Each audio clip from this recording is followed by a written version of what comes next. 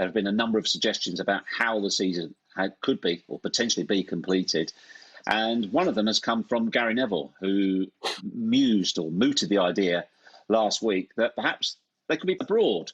Well, this has now had some support from Perth, Australia. I think that's not a photo, the genuine photo, in fairness to Gary, with a gentleman, a resident of Perth, Gary Williams, an agent, saying, well, why not? Why not play it here? 9,000 miles away. They have much less stringent rules at the moment. Been very, very few deaths, less than 100 deaths from coronavirus. It's just like clubs going on a world tour. We've got the venues. So, Darren, do you think this, I mean, it doesn't appear to have garnered popular support here, or do you think it's a non-starter? I think it's a non-starter, Jeff. As I was saying earlier, Gary is in many ways led the conversation on the realities of this situation, calling things as they are and speaking in a way that footballers have really resonated with. I know Simon Francis from Bournemouth spoke in the Times about the many things that Gary has been saying that reflect the views of footballers across the country. But on this, I just can't see it being a starter because, as I said before, if you're going to have a competition, it has to, everything about that competition has to remain the same if you are going to restart. If you're going to change the rules, if you're going to change the venues, it simply doesn't work. You know, there's this talk about Wembley being used and White Hart Lane and London, and St George's Park. You know, well, as we know, London's had 18,000 coronavirus cases. The East Midlands, well, the Midlands as a whole has had 11,000 coronavirus cases.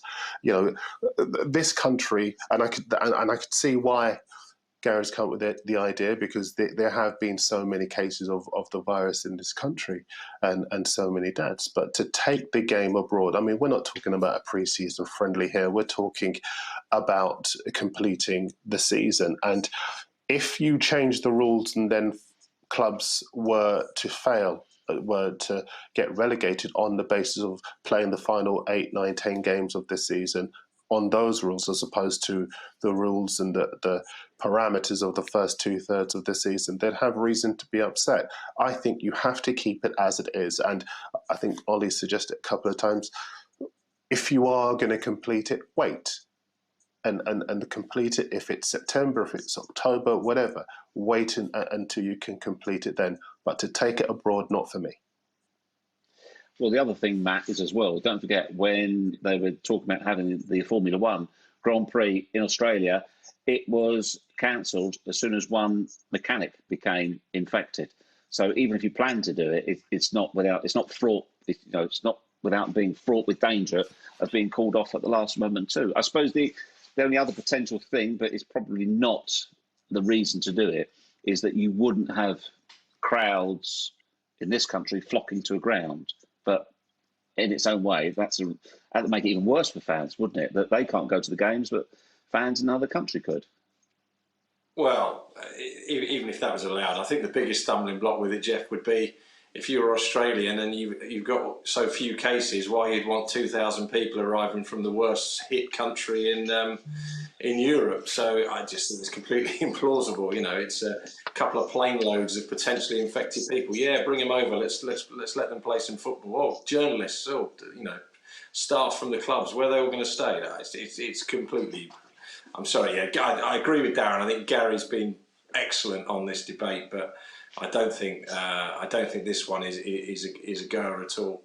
I think I think one of the other things that we haven't touched on yet that I think has to be the fairest way to do it is actually to take relegation out of this from the Premier League, because it is such a departure if they're going to play the rest of the season. I just don't see how you can relegate anybody without there being massive challenges if they've lost all the advantages that you might have in the final few games of the season.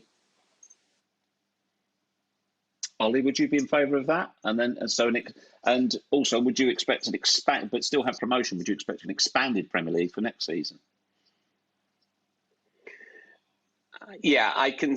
First of all, apologies to Gary for completing the grand slam about his idea of competing abroad, because I don't think that's a goer, and I think that the optics, as people say, of that wouldn't look good. I agree with Matt, of us exporting our issues to another country. I don't think would be a very good look.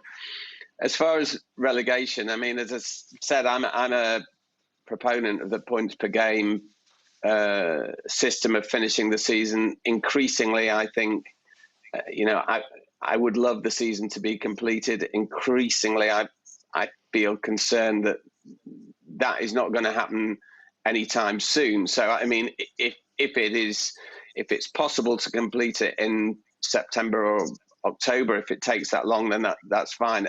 As far I understand the issue about relegation and people saying we can decide promotion issues more easily, and European places, they're not quite as contentious.